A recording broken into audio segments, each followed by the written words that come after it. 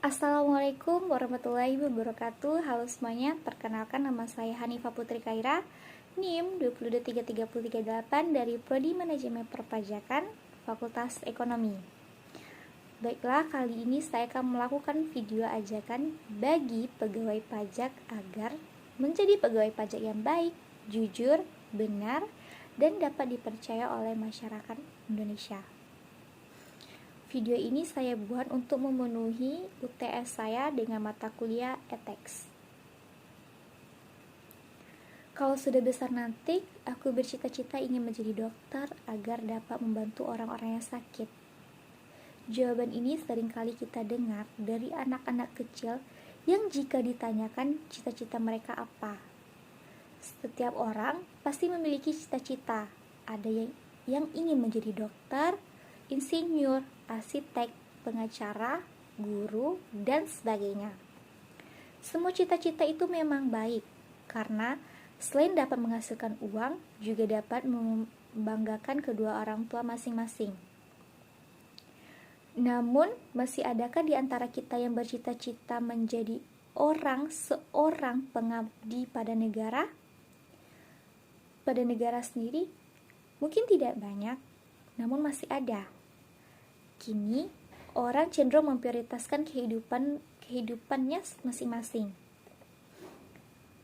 Memang tidak salah, namun sebaiknya kepentingan negara juga harus diperhatikan.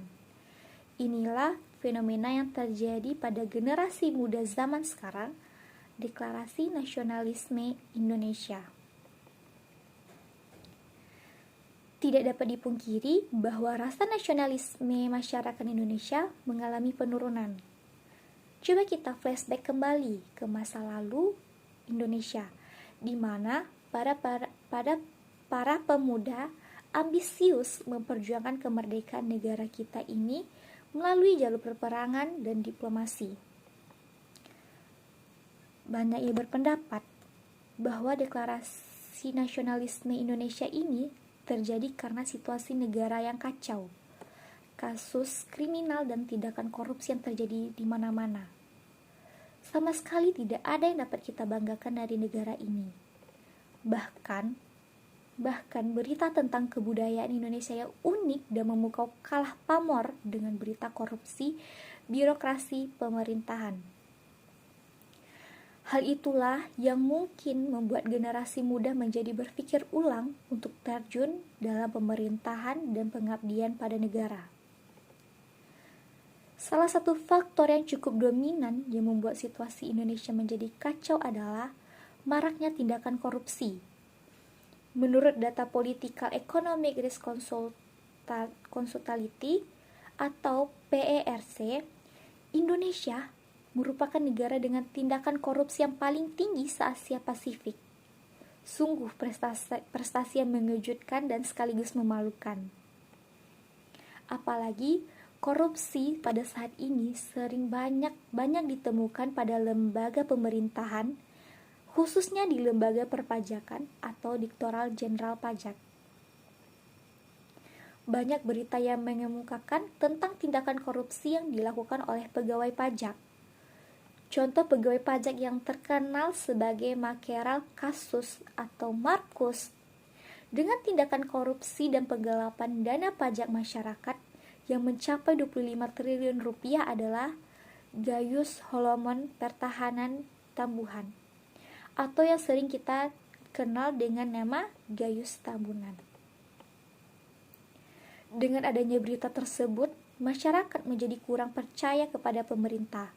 Mereka lebih memilih tidak membayar pajak karena mereka beranggapan bahwa uang pajak tersebut akan dimakan oleh pegawai pajak, sedangkan masyarakat tidak mendapatkan apa-apa.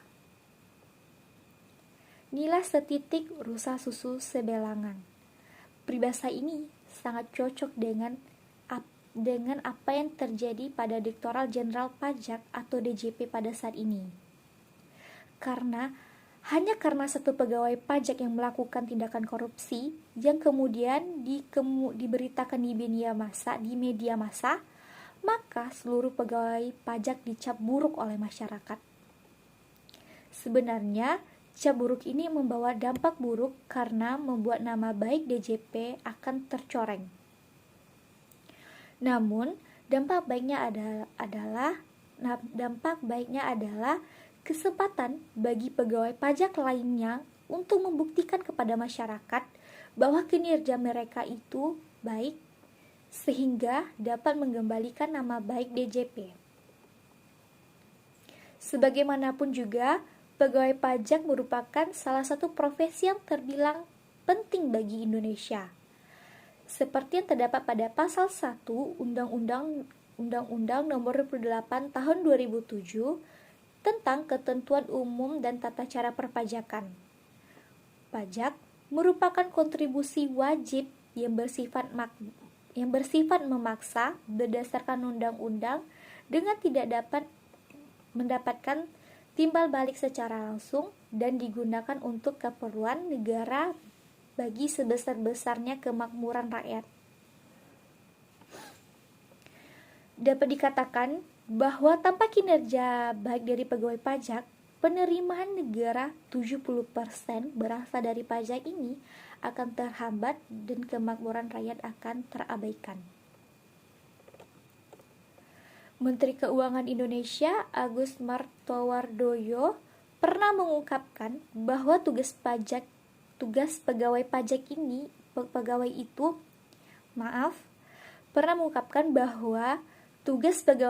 itu mulia karena harus mengejar pendapatan negara yang akan dimanfaatkan untuk kemakmuran rakyat. Ungkapan tersebut memang benar, tugas pegawai pajak itu benar, mulia. Namun, akan lebih baik apabila tugas pegawai pajak tersebut dilakukan dengan akhlak dan perilaku yang mulia. Hal